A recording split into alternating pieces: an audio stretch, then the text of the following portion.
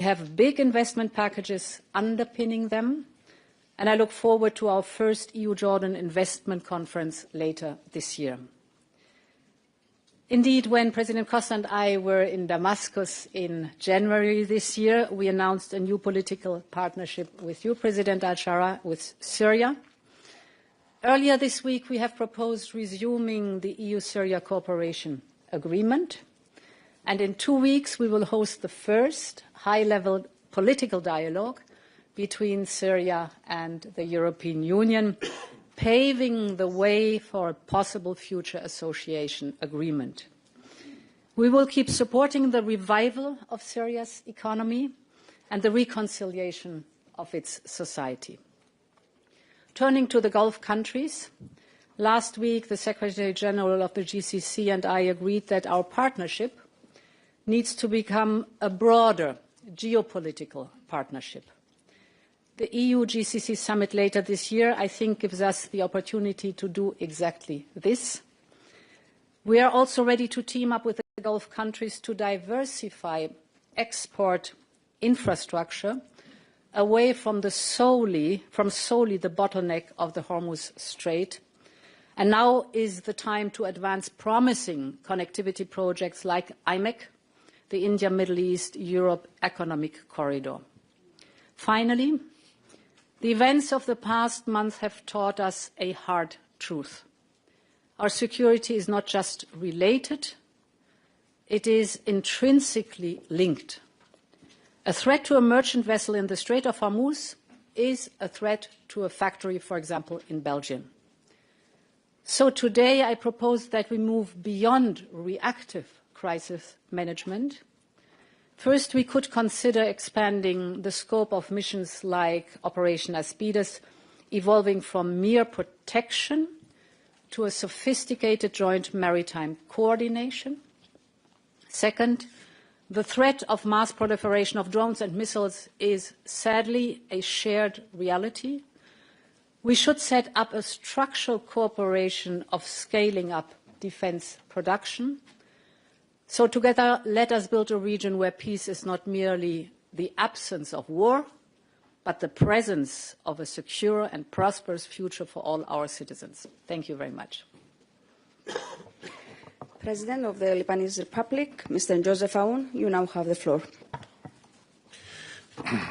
الرئيس صديق نيكوس، أود أولا أن أتوجه بالشكر إلى جمهورية قبرص على استضافتها لهذا اللقاء في هذا التوقيت البالغ الأهمية، وعلى الدور الذي تقوم به في هذه المرحلة الدقيقة في تعزيز الحوار بين أوروبا ودول المنطقة.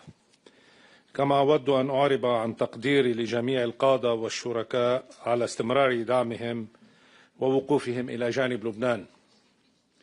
لقد شكل هذا اللقاء فرصة مهمة لمناقشة التحديات المشتركة التي نواجهها اليوم في ظل تصاعد التوترات في المنطقة، والتأكيد على أهمية خفض التصعيد وتعزيز الاستقرار لإيجاد حل مستدام في منطقتنا، لما لذلك من تداعيات مباشرة على أمن الطاقة والاستقرار الاقتصادي وحركة التجارة وأمن الممرات البحرية. من جانبنا عرضنا خلال الاجتماعات واقع الوضع في لبنان، حيث يواجه بلدنا حربا متجددة جاءت في وقت لم يكن قد تعافى فيه بعد من أزمات متراكمة، مما أدى إلى تفاقم التحديات الإنسانية والاقتصادية بشكل كبير. اليوم يتحمل لبنان كلفة إنسانية كبيرة مع نزوح واسع وضغط غير مسبوق على البنى التحتية والخدمات، إلى جانب أضرار كبيرة في القطاعات الحيوية وتراجع في النشاط الاقتصادي. لكن في الوقت نفسه أكدنا أن لبنان لا ينظر إلى هذه المرحلة فقط من زاوية الأزمة، بل أيضا من زاوية الفرص التي يمكن أن تضيع إن لم نتحرك معا.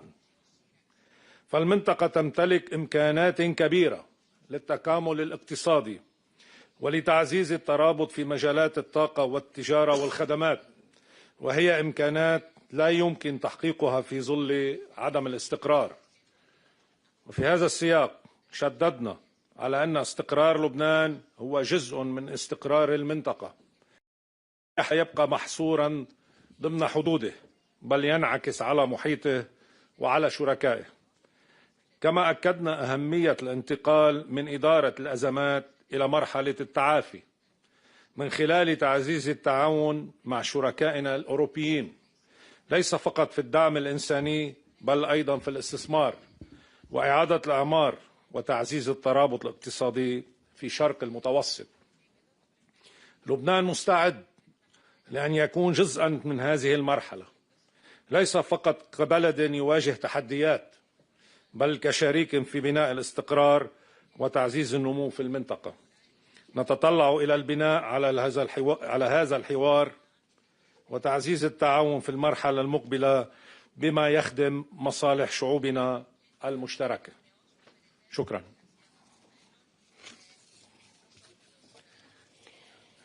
President of the Syrian Arab Republic, Mr. Ahmed Al-Shara, the floor is yours. بسم الله الرحمن الرحيم. أولا أقدر لكل زملائي الاتحاد الأوروبي دعوتنا لهذه المشاركة المهمة في هذا الوقت الحساس. يمثل اجتماعنا اليوم لحظة نضج سياسي واستراتيجي تكرس واقعا جيوسياسيا جديدا يتجاوز الأطر التقليدية للتعاون. نحن نقف على ضفة هذا المتوسط المشترك لنؤكد حقيقة راسخة، وهي أن أمن القارة الأوروبية واستقرار منطقتنا يمثلان توازنا جيوسياسيا لا يقبل التجزئة، ويفرض علينا العمل بروح الشراكة المتكافئة والمسؤولية الجماعية. ويتجلى ثقل هذه المسؤولية اليوم وسط التحديات القاسية التي تمس أمن مواطني المنطقة ومجتمعاتهم، وتضرب عصب التجارة العالمية، حيث يدخل إغلاق مضيق هرمز أو يشكل إغلاق مضيق هرمز مما خطرا كبيرا ما يضعنا أمام استحقاق تاريخي يفرض ابتكار بدائل استراتيجية من قلب منطقتنا. إننا نعلم اليوم أن أوروبا تحتاج إلى سوريا بقدر ما تحتاج سوريا إلى أوروبا، فالشراكة الأوروبية العربية المتوسطية غدت المسار الحتمي والملاذ الآمن لاستدامة تدفقات طاقة وضمان أمن الإمدادات العالمية. غير أنه لا يفوتني أن أضع المجتمع الدولي أمام مسؤولياته إزاء الانتهاكات الإسرائيلية المتواصلة بحق السيادة السورية من توغلات برية وغارات جوية وخروقات شبه يومية تطال أراضينا وأجوائنا في مخالفة صريحة لاتفاقية فض الاشتباك لعام 1974 ولأبسط قواعد القانون الدولي. إن هذه الاعتداءات لا تستهدف الأمن السوري فحسب، بل تستهدف في جوهرها مسار التعافي وإعادة الإعمار، وتضرب الاستقرار الإقليمي الذي يشكل الأساس الذي تقوم عليه شراكتنا مع الاتحاد الأوروبي. ولذلك فإن التزام شركائنا الأوروبيين بأمن سوريا واستقرارها يقتضي موقفا حازما يلزم إسرائيل بوقف اعتداءاته فورا، فحماية المسار الذي انطلق اليوم تبدأ من حماية الأرض التي ينهض عليها. ومن جانبنا فإننا نؤكد أن سوريا التي كانت ساحة لصراعات الآخرين تختار اليوم بإرادة شعبها ومؤسساتها أن تكون جسرا للأمان وركيزة أساسية للحل. الجغرافيا قدرنا والشراكة قرارنا. ومن هذا المنطلق نضع بتصرف شركائنا في المتوسط والخليج العربي مبادرة البحار الأربعة وممراتها التسعة لتمثل سوريا الشريان البديل والآمن الذي يربط آسيا الوسطى والخليج بقلب القارة الأوروبية. ختاما، إن ما أنجزناه اليوم هو البداية الواثقة التي تمهد الطريق لحدثنا الأكبر في بروكسل يوم 11 من أيار المقبل، حيث سندشن الحوار السياسي السوري الأوروبي رفيع المستوى. أمامنا 17 يوم من العمل المكثف نمضي فيها بعزيمة صلبة لترسيخ دور سوريا الشريك الاستراتيجي الذي يسهم في بناء مستقبل القارة الأوروبية وضمان استقرار منطقتنا. وشكرا لكم.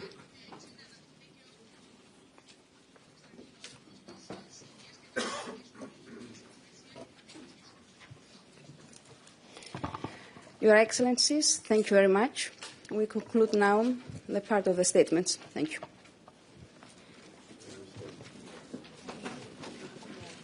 Thank you. And dear members of the press, please remain seated. We will continue in a few moments with the final press conference for the informal meeting of the EU leaders which took place earlier.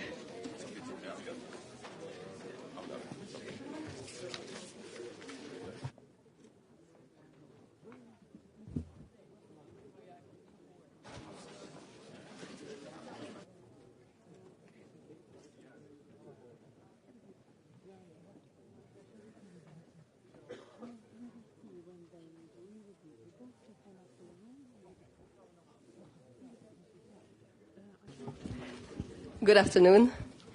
Let's now move to the press conference following the informal meeting of the European Council. I will not present our speakers, and I will immediately give the floor to President Costa. Good afternoon. Take two. Thank you, President Christodoulidis, dear Nikos, for hosting this informal European Council yesterday in Ayanapa, and today in Lefkosia. Okay? Okay, perfect. Much better. Okay. I need to come more often. Today, Europe is facing a challenging security environment, one that requires Europe to have a 360-degree vision for sustainable peace and security, and to act upon it, be it in Ukraine or in the Middle East.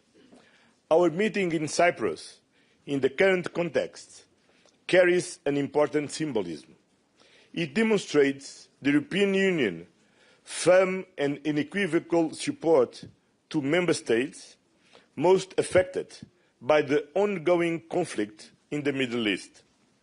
For Cyprus, this situation is not an abstract issue. That is why it is so important to be here today, by your side, dear Nikos, and to send a clear message of European unity and solidarity. Cyprus is a vital anchor of cooperation and European engagement in the region. The security situation in the Middle East and the economic consequences it has on Europe and on European citizens were the main themes of our discussions. The recent ceasefires between the United States and Iran, Israel and Lebanon are welcome developments. Now all parties must engage in good faith to achieve a peace. The European Union is not part of the conflict, but we will be part of the solution. As we support diplomatic efforts towards reaching a negotiated solution to this conflict, our principles are clear. Real peace can only be achieved by defending international law in a consistent and principled way. Our priorities are equally clear. First, to restore freedom of navigation in the Strait of Hormuz. Second, to work towards a stable and lasting ceasefire that could pave the way to sustainable peace in the region.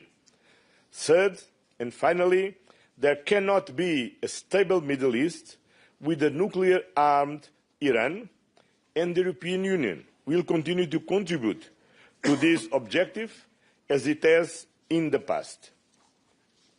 We met with leaders of Jordan, Lebanon, Syria, Egypt, and the Gulf Cooperation Council. Our partners know they can count on us. We have been in intense contact with them. A few days after the start of the conflict in the Middle East, President von der Leyen and myself organized a video conference with all the leaders from the region to exchange on the situation and offer the support of the European Union. And just last week, I was in the Gulf to meet leaders from Saudi Arabia, United Arab Emirates and Qatar on the back of the High Representative's own visit. In parallel, under the leadership of France, together with the United Kingdom, a coalition of more than 50 countries is preparing a multilateral defensive mission to restore freedom of navigation in the Strait of Hormuz when the necessary security conditions are met. During our meeting, we discussed the Union's readiness to respond to this challenging geopolitical and security environment. That includes defining more precisely how our mutual assistance clause can be used in practice. Yesterday, the High Representative updated us on ongoing work on this matter. The conflict in the Middle East is having a dire impact on the prices of fossil fuels, dragging down growth and directly affecting the lives of citizens and companies. In March, European leaders agreed on the need for measures to respond to this crisis, and the communication presented this week by President von der Leyen contains an important set of measures and recommendations. Coordination is key, and we are ready to step up our response. We will continue monitoring the situation very closely and adapt our approach accordingly. In the longer term, there is only one game in town for Europe: speeding up our energy transition and accelerating the deployment of homegrown clean energy sources. That is the only way to reduce dependencies and guarantee our energy security. This morning, we had an exchange on our next long-term budget, the so-called multi-annual financial framework. We have a collective responsibility to reach an agreement by the end of the year. Only this way can we make sure that the next MFF hits the ground running from the beginning of 2028. Matching our ambitions with the necessary resources will be key. Our debate today confirms the new own resources will have to play an important role to fund the budget. There is still work to be done. The Commission's new own resource package proposal will continue to be the basis for this further work. And there was also openness to consider other proposals, namely put forward by the European Parliament. Our discussion provided important guidance for the next step. Good luck, Nikos. We will return to the MFF discussion in June on the basis of the first proposal with figures prepared by the Cypriot presidency. So, to conclude, this is how Europe is responding to the challenging geopolitical environment. We are supporting Ukraine in its defense against Russian aggression. We are playing an active role in achieving lasting peace to the Middle East. We are protecting our citizens and companies from economic shocks. And we are preparing the ground for an ambitious long-term European Union budget. Thank you, dear Nikos, for your hospitality and for offering us this wonderful setting for our meeting. Thank you. Thank you. I now give the floor to President Christodoulidis.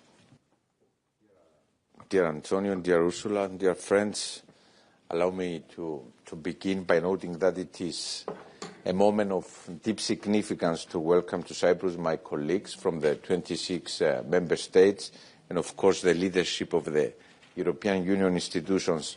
This is, in fact, the first time that Cyprus is hosting an informal meeting of the EU heads of state and government, and it is a moment of pride for my country, the same sense of pride and responsibility with which we have undertaken our institutional responsibility of the presidency of the Council of the European Union.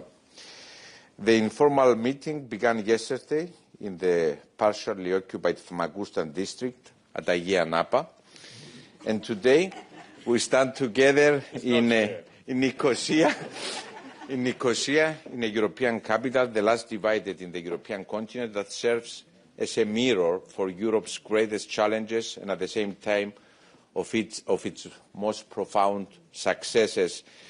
It is actually this experience of living conditions of occupation that fuels our deep-rooted conviction in the European project and further European integration.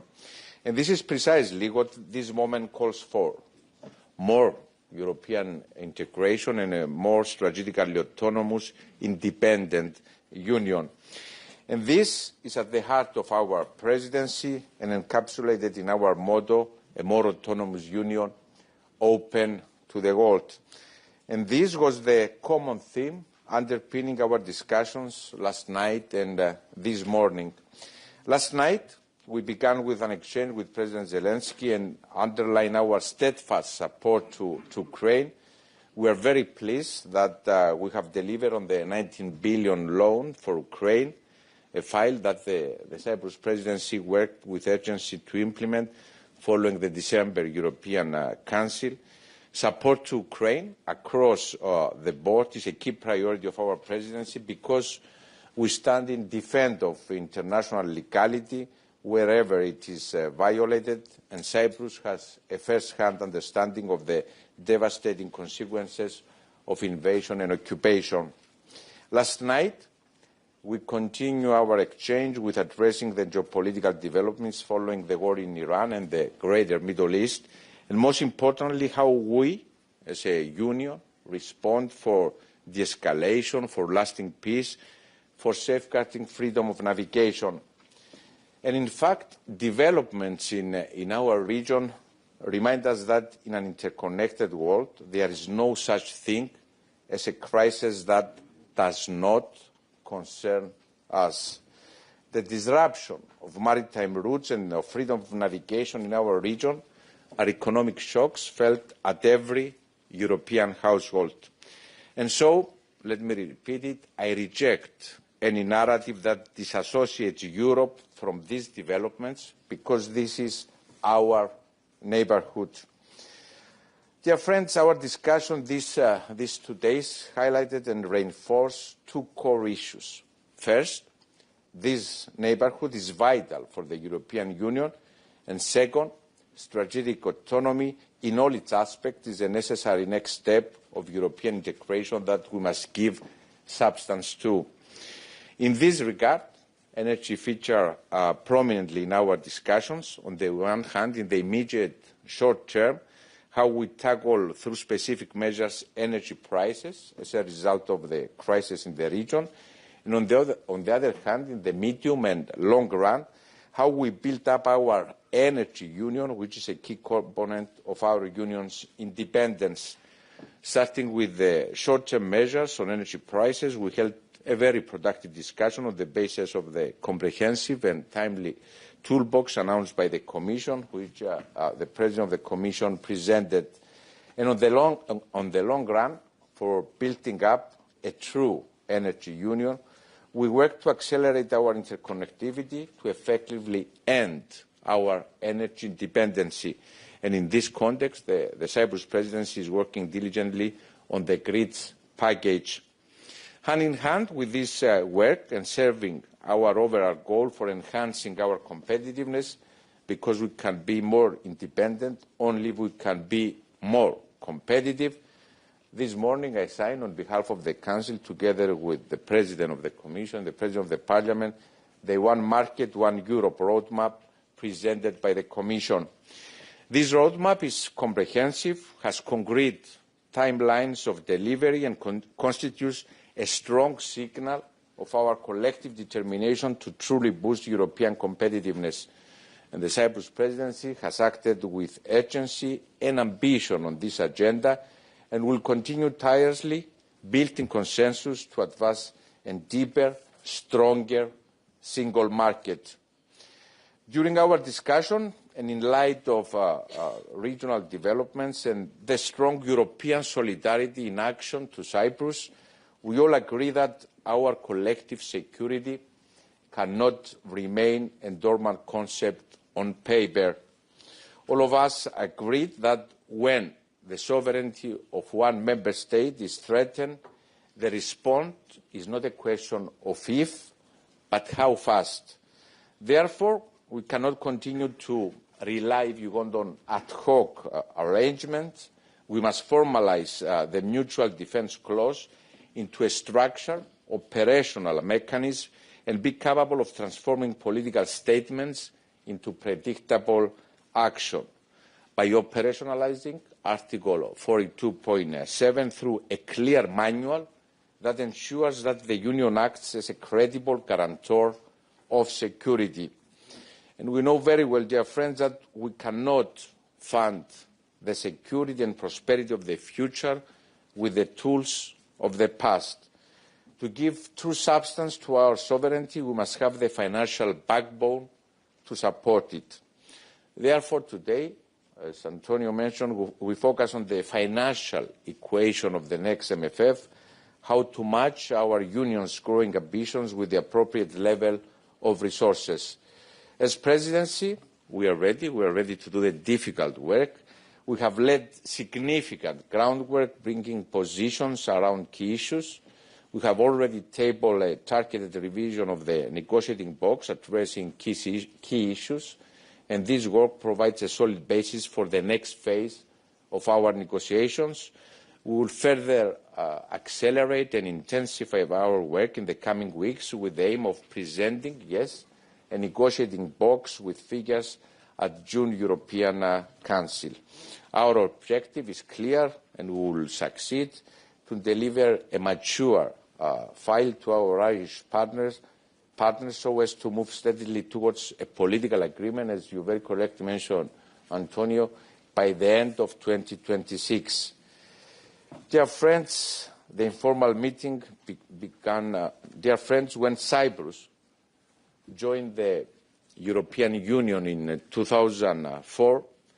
It was the most important milestone in our modern history following our independence in 1960. And today, as we host the first European Council in Cyprus, we do so with the conviction that a stronger, more autonomous, independent Europe is the only path forward. And that this union, yes, has the power, has the resilience, has the tools and the vision to make it a reality. And we have proven time and again that we transform challenge into opportunity. And exactly that is what this moment calls for. That is what we are going to deliver. Thank you very much. Thank you very much. President von der Leyen, you have the floor. Thank you very much, and also from my side, my dear Nikos, thank you very much for welcoming us here in Cyprus.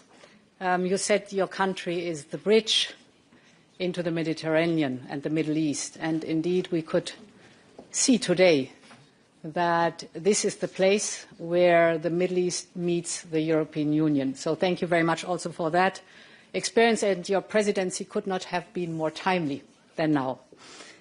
António said rightly so, we discussed the impact of the crisis also on our economy, and here mainly the topic of energy. After 54 days now of conflict in the Middle East, the impact is tangible. Let me give you a figure. Since the beginning of this conflict, our bill for imported fossil fuels has increased by over 25 billion euros without a single molecule of energy in addition. 25 billion euros for 54 days, an increase of our bill. Therefore, the midterm strategy that we have been discussing in the last weeks and months is very clear. We need to reduce our over-dependency on imported fossil fuels, because these make us vulnerable to crises, and we need to boost our homegrown, affordable, clean energy sources. That is all sorts of renewables and, of course, as a baseload, nuclear. Both energy sources give us independence, they give us stability, they are produced here in the European Union, and they are cheaper. On the immediate measures that we proposed, I want to make, first of all, a general remark. The energy mix in every member state is different. And this is the reason why we have not presented something one-size-fits-all, but a toolbox for the different situations in the different member states. First, support must be targeted to those who need it most. That is the lesson learned from the energy crisis in 2022, when Russia cut us off the gas. It must be temporary, so with a clear end date, and above all, it must be coordinated across Europe for maximum impact.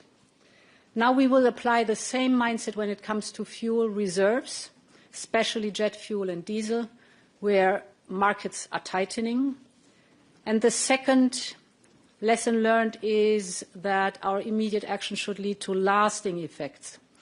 So this goes back indeed to the fact, how are we going to change our energy supply over time?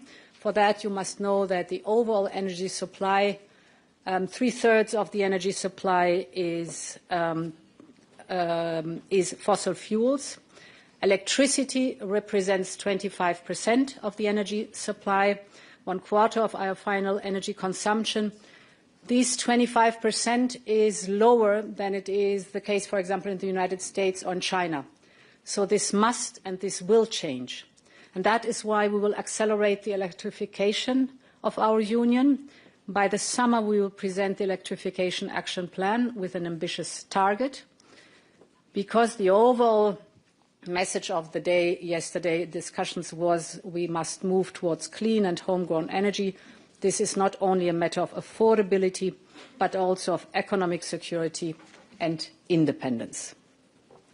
Turning to our competitiveness agenda, indeed, this morning, the three of us, the presidency of the Council, dear Nikos, the President of the European Parliament, Roberta Metsola, and me as President of the European Commission, we signed the One Europe, One Market roadmap. Finally, it's agreed.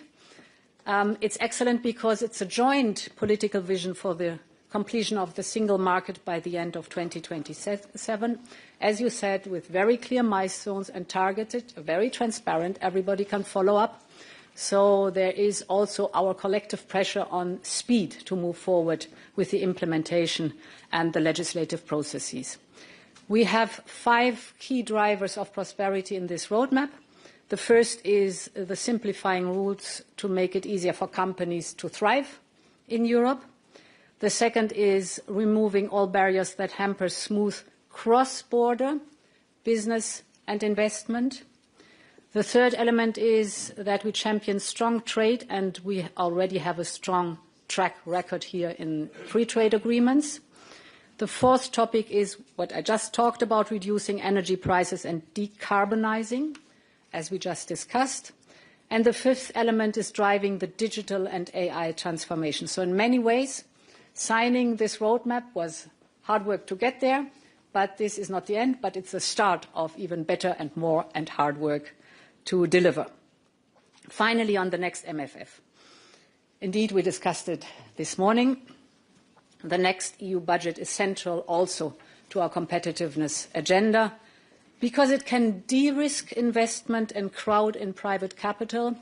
If you take InvestEU, InvestEU has or had 26 billion as guarantees. This triggered 300 billion of private investment.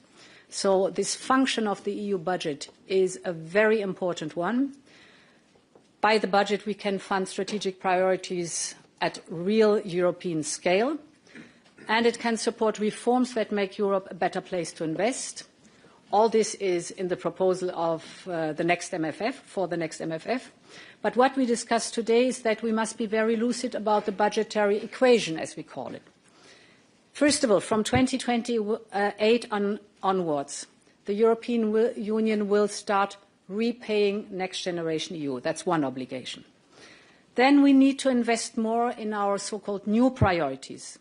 This is the European competitiveness, it is AI, it is quantum, defence, security, energy, you know the topics, the new priorities. The third point is that of importance, that we want to sustain funding for the European Union's long-standing priorities. This is the Common Agriculture Policy and cohesion. And of course, we want to keep the national contributions in check. If we want all four elements to be respected, then there's only one solution. New own resources are indispensable. We need new own resources. And that was the discussion that we had today. I presented the different elements of the package of the new own resources. Without them, the choice is stark. It's either higher national contributions or it's lower spending capacity. That's the only options that are out there. In other words, lower spending capacities would mean less Europe exactly when more Europe is needed. So this is why the Commission proposed a comprehensive package of new own resources, a package that is diversified, linked to the Union policies, capable of generating stable revenues over time. We think this is the only credible way to match Europe's priorities and Europe's means.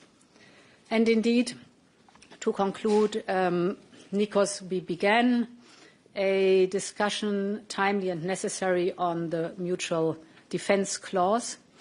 The treaty is very clear about the what, and it's very strong that there is an obligation of for other member states to support the one who is in need. The treaty is not clear about what happens when and who does what. And this is the topic we are working on intensively today, together with the, not only today, we have discussed it today, but we are working on that topic together with the High Representative and the Commissioner for Defence. We have a very good example with the Union Civil Protection Mechanism, since 20 years in place. Their member states know exactly how to trigger.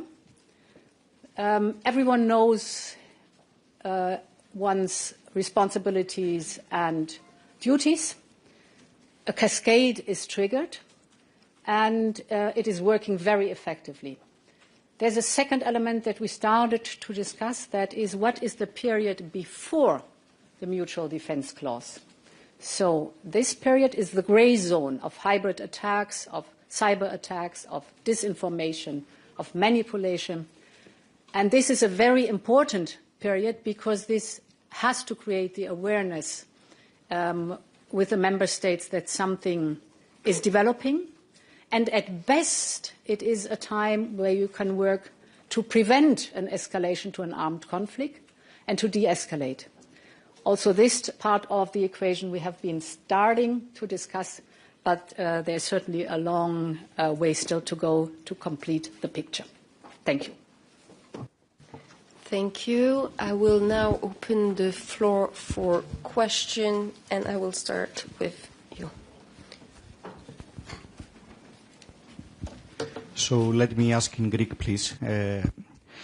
Κύριε Πρόεδρε, η Κύπρος πρόσφατα βίωσε τη συνέπειες της σύγκρουσης στη Μέση Ανατολή. Ωστόσο, είχε την ευλογία, θα έλεγα, να βιώσει επίσης και την ευρωπαϊκή αλληλεγγύη στην πράξη με τα μέσα και τη βοήθεια που είχε σταλεί από ευρωπαϊκές χώρες, σε μια περίοδο μάλιστα που η χώρα μας προεδρεύει του Συμβουλίου της Ευρωπαϊκής Ένωσης. Οι εξελίξεις, ωστόσο, έφεραν, όπως είδαμε και στις δηλώσεις, στο προσκήνιο το άρθρο 42.7 της Ευρωπαϊκής Ένωσης και τη ρήτρα αμοιβαίας συνδρομής. Είχαμε μια σημαντική χθες εξέλιξη όπου καλούνται πλέον τα κράτη-μέλη να θεσμοθετήσουν συγκεκριμένη διαδικασία ενεργοποίηση του συγκεκριμένου άρθρου. Αν μπορείτε να μας πείτε ποια είναι τα επόμενα βήματα, τα επόμενα πρακτικά βήματα και αν πιστεύετε ότι η συζήτηση που έχει ανοίξει σε σχέση με το άρθρο 42.7 θα αποτελέσει και μια παρακαταθήκη της Κυπριακής Προεδρίας. I will reply also in Greek, if you don't mind, since the question is in Greek. Για την Κυπριακή Δημοκρατία και όχι μόνο, το θέμα είναι ξεκάθαρο. Το άρθρο 42,7 δεν μπορεί να μείνει θεωρητικό. Πρέπει να αποκτήσει ουσία, πρέπει να είναι πλήρως επιχειρησιακό και να είναι αξιόπιστο. Πολλές φορές και για λόγους αποτροπής ενδεχόμενης ανάγκης ενεργοποίησης του άρθρου. Ήδη, όπως ανέφερε πολύ εύστοχα η πρόεδρος της Επιτροπής, γίνεται δουλειά σε επίπεδο της Επιτροπής από την εκπρόσωπο, αλλά και από τον αρμόδιο επίτροπο. Εγώ να σας πω ότι σήμερα κράτη-μέλη από όλες τις γεωγραφικές περιοχές που καλύπτει η Ευρωπαϊκή Ένωση θα αποταθούμε προς την Πρόεδρο της Επιτροπής θέλοντας συγκεκριμένες ιδέες σε σχέση με αυτό που προανέφερα, την ανάγκη να υπάρχουν συγκεκριμένα ένα επιχειρησιακό σχέδιο για το πώς λειτουργεί η Ευρωπαϊκή Ένωση. Υπάρχει ένα πολύ καλό προηγούμενο, ο μηχανισμός πολιτικής προστασίας που ανέφερε η Πρόεδρος της Επιτροπής, στον οποίο μπορούμε να βασιστούμε για να προχωρήσουμε. Είναι σημαντικό και αν θέλετε είναι ενδεικτικό των εξελίξεων ότι βλέπουμε χώρες, και μου επιτρέπετε να το αναφέρω δημόσια, βλέπουμε χώρες οι οποίες είναι ισχυροί υποστηρικτές του ΝΑΤΟ, είναι στο σκληρό πυρήνα του ΝΑΤΟ, και αναφέρουμε στην Πολωνία, οι οποίες μιλούν για την ανάγκη να προχωρήσουμε δίνοντας ουσία και επιχειρησιακό πλάνο στο άρθρο 42,7.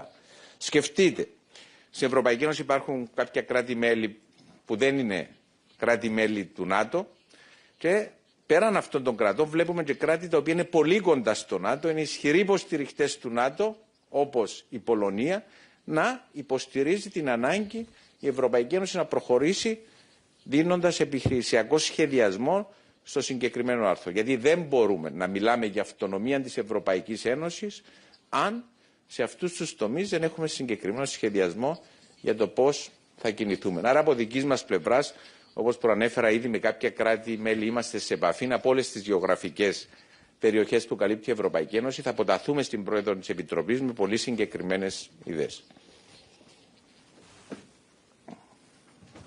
Thank you. Next, António.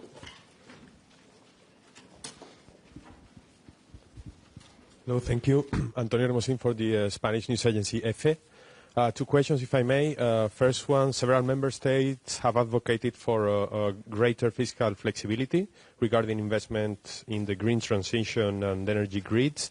Based on the discussions at this summit, how would you assess the level of support among the member states for such exemptions, and is the Commission open to integrating these proposals into the current fiscal framework? And second, in the context of discussions on strategic autonomy and the mutual defense clause, there are new reports on the U.S. considering punitive measures against allies who decline to support the Middle East campaign, and more specifically regarding potential suspension of Spain's NATO membership. How concerning is this for the EU, and do you think this strengthens the case for accelerating European defence cooperation to reduce dependence on external partners? Thank you.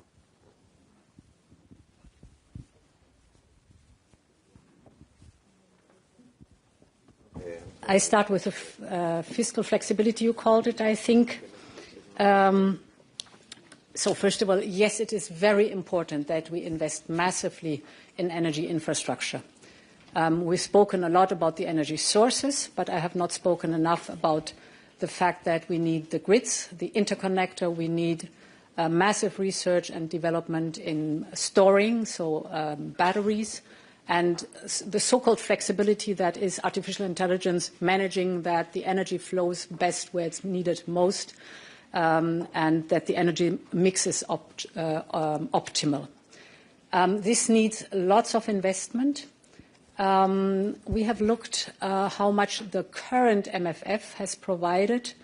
If you look at Next Generation EU, the cohesion funds and the modernization fund, it's round about 300 billion euros that were available for energy investments. 95 billion of these are not used yet. So I called upon the member states to use these funds. This is very important to do that. Second, we have presented a grids package that works with all the topics that I've just spoken about, also the permitting process, that everything goes faster.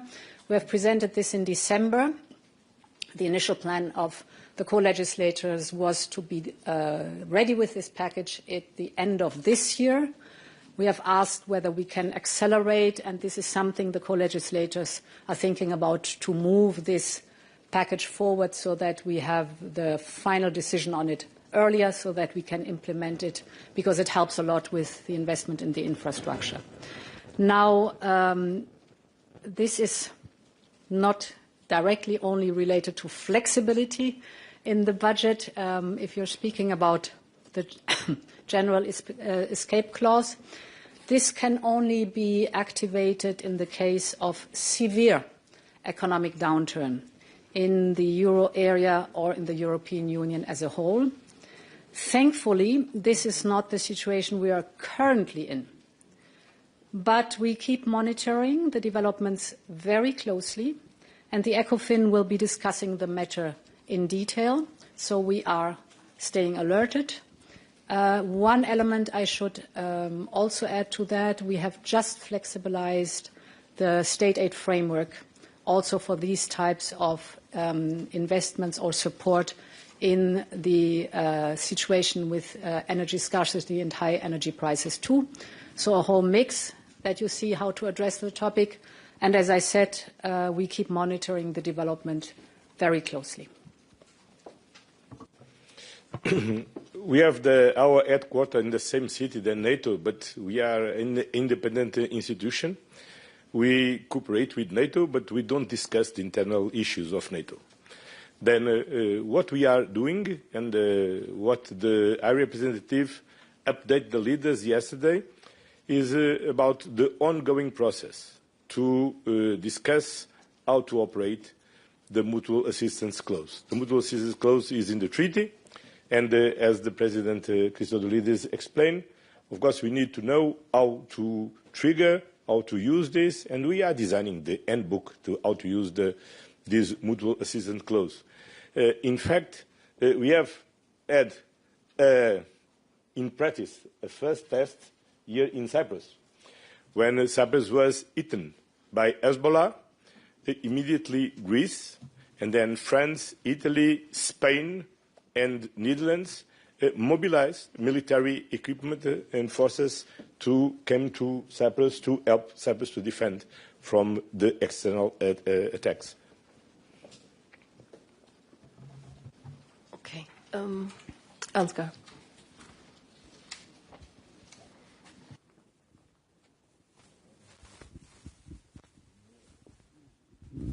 Thank you. Ansgar Hase, German press agency, DPA.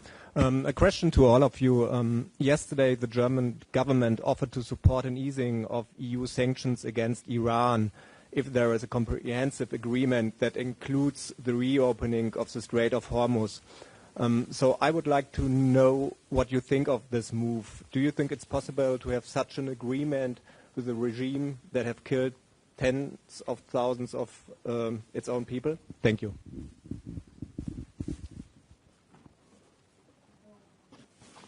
I start? Yes. German.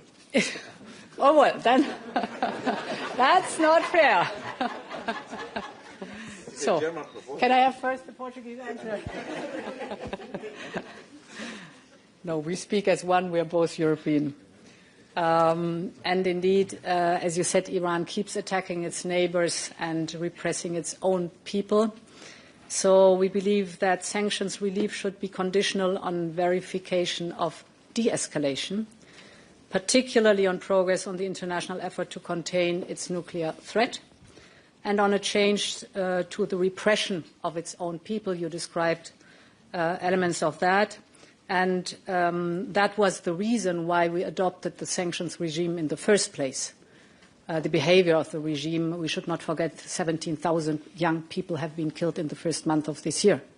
So the reason for that has to be ended before we can speak about lifting sanctions. I fully agree. It's too early. We don't have a good experience with Iran. I remember last summer, some days before the snapback of the sanctions, I met with the President Pezeshkian in New York, and we tried at the last minute, until the last minute, to avoid the snapback of the sanctions. But unfortunately, Iran didn't deliver on what they need to deliver to ensure the international community that they don't never ever have a nuclear weapon. And we cannot ignore the nature of the regime. the violence of the regime against their people and the thousands of people they killed very recently. Then I think it's too early to talk about relieve any kind of sanctions. But of course, we wish that the ceasefire could be last and open the space for diplomacy and from diplomacy to address the core issues. And the core issues are not only the nuclear issue. We need to address also the issue of the ballistic missiles, because this is a key element for the security in the region and also for Europe. And also they need to end the support of the proxies who are destabilizing the region and threatening also Europe. So a regional reply. Without commenting on the issue of lifting the sanctions or no, but we cannot reach de-escalation in Iran, in the region, without the active participation of the European Union. And this is also, we want the message from the countries of the region. I'm not commenting on the sanctions, but I will say that as a European Union, we have the tools, we have the means in order to safeguard a permanent de-escalation. Thank you. I will take one final question, Razia.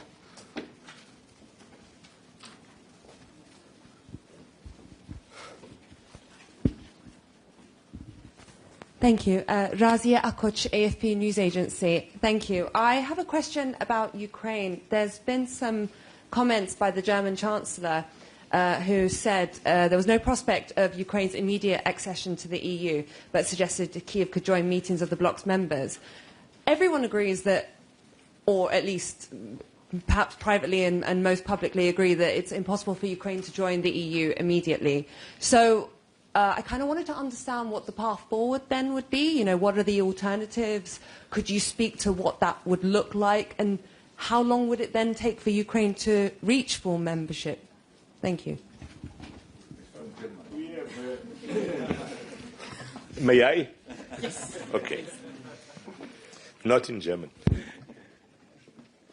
Look, in the June 2022, we approved by unanimity to give the status of candidate country to Ukraine. And since then, Ukraine is working very hard with the European Commission in order to implement all the reforms they need to implement to ensure the accession to the European Union. All the member states know how difficult is a accession process. I don't know how many years Cyprus spent on this. I know my country spent 9 years negotiating this, the accession.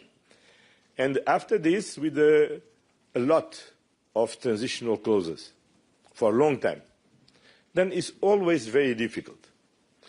And of course, what is very, very, very impressive in all the assessments from the European Commission is to see how, in this such difficult situation, a country in war, suffering a war of aggression, is delivering on their capacity to make reforms.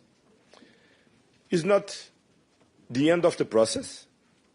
It's a long process, a very hard one, but we cannot try to fix artificial moments to say is in the 3 months or is in 10 years.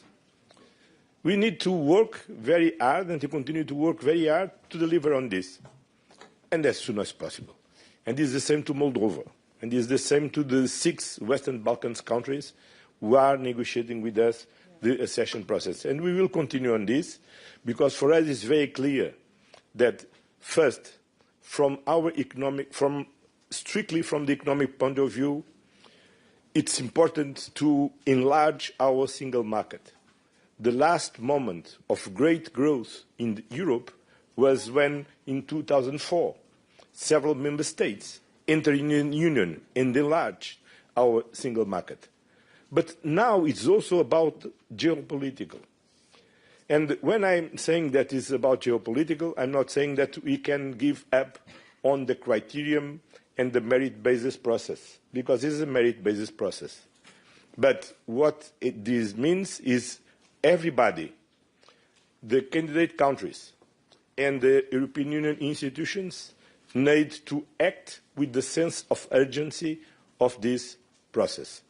And, of course, we need to be creative to solve problems. And it is not easy, as you can imagine, to negotiate nine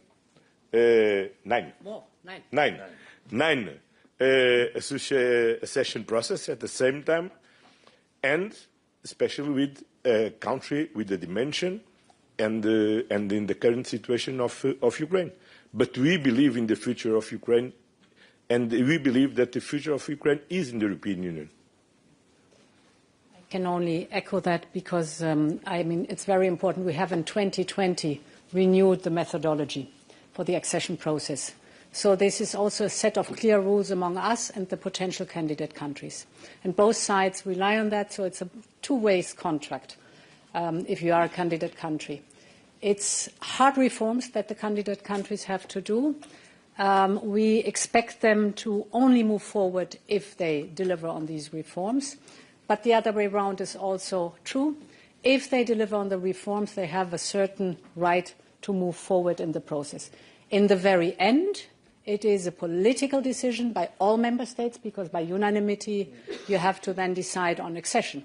But the way forward, the merits-based process forward, has to be respected for both sides to know what to rely on. I want to say explicitly that Ukraine in the last months specifically has worked very, very hard and delivered through the rather important reforms to unlock, for example, European funding, and this has to this has to be rewarded on our side too. The rather Good enough for Zelensky, this? Sorry? Is this good enough for Zelensky? If we discuss this with the President Zelensky, what is good enough? Ce que vous avez dit, c'est suffisant pour Zelensky parce qu'il veut plein. He wants full membership. But of course he is. But he wants it quickly. But look, what we are doing is negotiate. All this accession process is towards the full accession of all these member states, these candidate members. That is an ongoing process, and we need to continue to work. Thank you. Thank you very much for attending this press conference. Have a good weekend.